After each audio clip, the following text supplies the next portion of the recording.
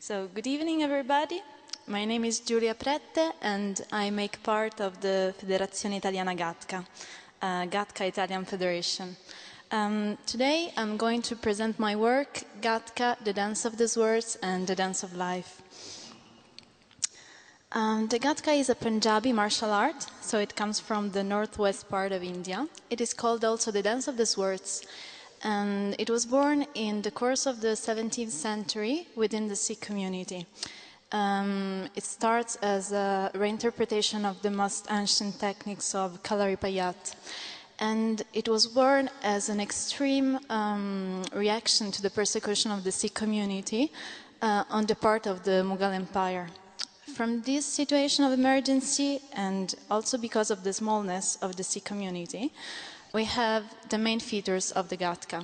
There is a martial art mainly of defense, a martial art that can be learned in a short time, a martial art where you can use all the weapons and all as a weapon, where we have a 360-degree line of defense attack, and multiple opponents at once, and often you can use two weapons together, so two swords, or sword and shield, sword and dagger, or two sticks, for example.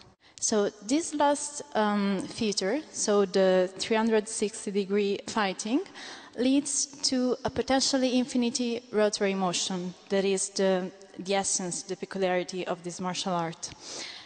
This means that the weapons rotate around the bent form of the number 8, and to do so, the Gatka revolves on his or her own axis, the spinal column. This means that the Gatka must be centered and balanced, both to find a permanent dynamic center of gravity and to keep in equilibrium the right side and the left side of the body. To do this, to keep in equilibrium both sides of the body, means that it has to keep in equilibrium the temporal and the spiritual components of life, the masculine and the feminine, the positive mind and the negative mind, the attack and the defense, the speaking and the listening, and the acting and the accepting. That is staying in balance with the duality of life. So we can say that the Dance of the Swords becomes and is like the dance of life, because the combat is like a projection of the communication and of life in general.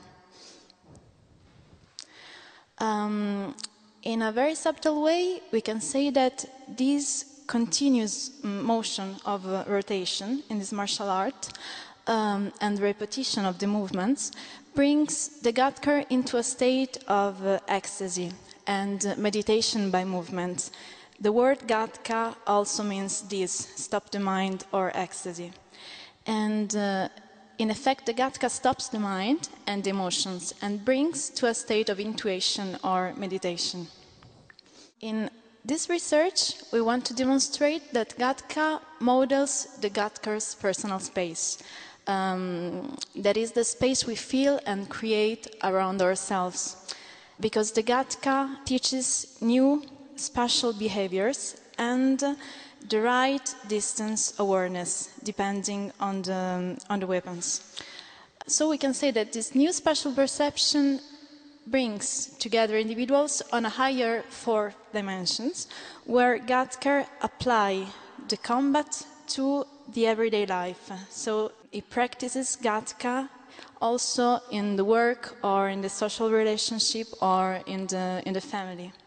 And this is possible because we know that space models life and behaviors model space. So they influence each other.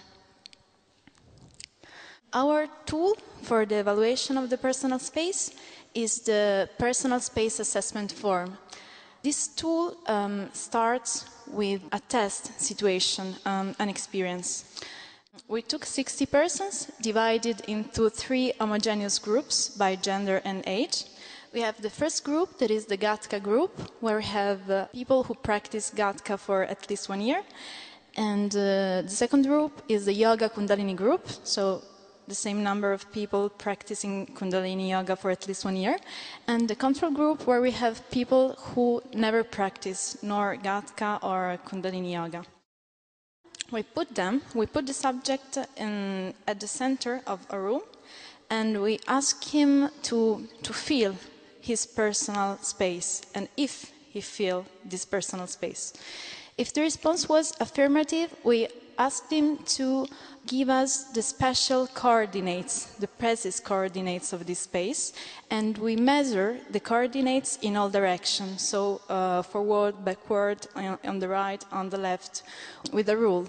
And after that, we asked him to describe the space, to tell us if it was protective, suffocating, aware, defined, wide, narrow, pleasant, unpleasant, penetrable, unpenetrable, comfortable, uncomfortable, circular, sharp corner, hot, cold, full, empty, stable, flexible, regular or irregular, from 1 to 5. Here we have the results. This is the Gatka group. You have to imagine the person at the center of this shape, and the gray area is the personal space that the person filled. So this is the Gatka group, the first 10 subjects of the group. Here we have the yoga group. So we see that the personal space is a little bit smaller and irregular. And we also have, for example, the subject number 4 that didn't feel any kind of personal space. And here we have the control group, where the area is smaller and smaller, and irregular and quite absent.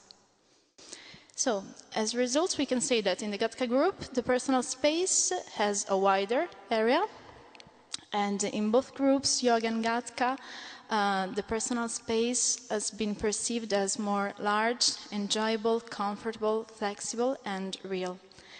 And the subjects of the Gatka group are more aware of their own space compared to the other two groups.